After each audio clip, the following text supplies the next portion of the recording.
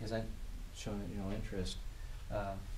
Worst question, I guess, would be is to be so pompous to say, or arrogant, that you thought maybe that you were already, the position was yours.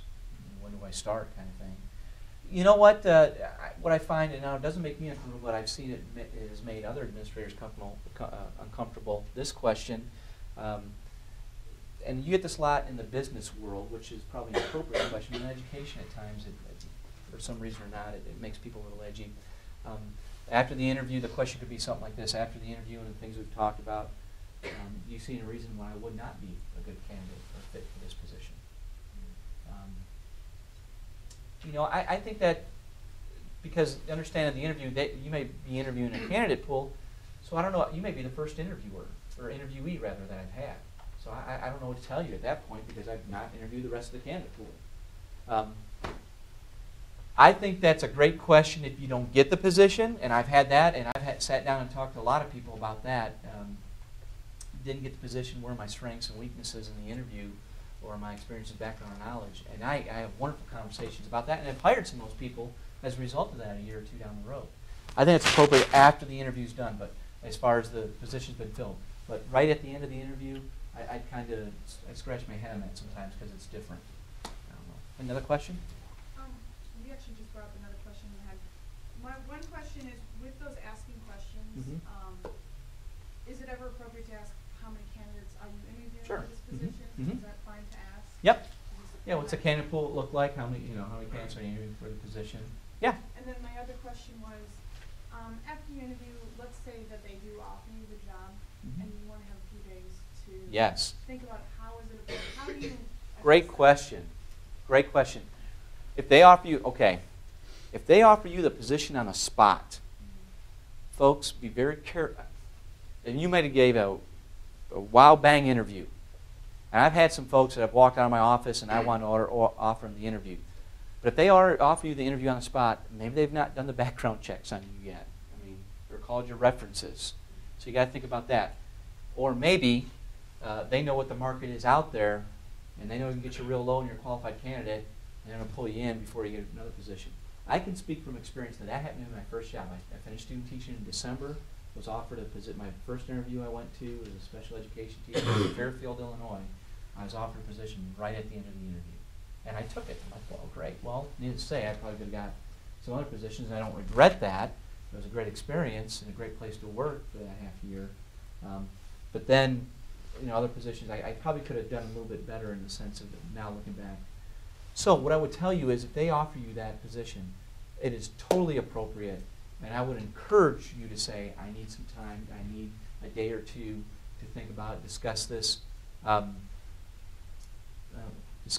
with my family, with my spouse, and that's fine. Or I need some time and if they say, no, we need an answer now, well, that tells you something about the organization too then, doesn't it?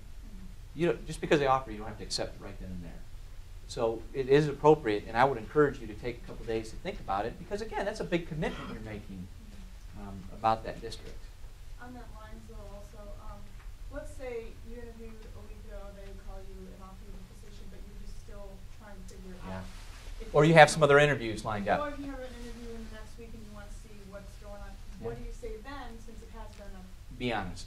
I have some other interviews, and we all know that. We all know that. And at least, and you know what that tells them? Fine, we have a good candidate out here. She's got a couple of interviews. I'm going to interview a couple more people, just to make sure in case she gets this other position. And but if they've offered you the position, they're very interested. So if you're good, they're going to wait. If they're worth their salt, they're going to wait and let you go out there and see. And if they're a good district, they're going to say, yeah, I encourage you to go interview and compare what we have to offer with what other districts have to offer. Nothing wrong with that. And don't cut yourself short on that either. Definitely, if you've got other interviews out there, take the time to do that.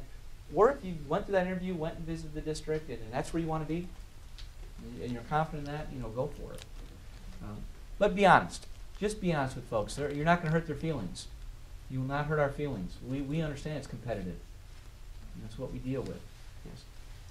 It's not okay to ask when do I start, but is it okay to ask when the school year starts? Oh, sure. Sure, yeah.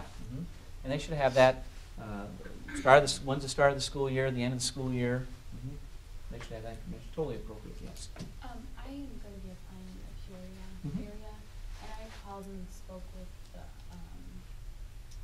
office, the district office, and they said that in order to have a full file on file, that I have to have the teaching certificate too. Yeah.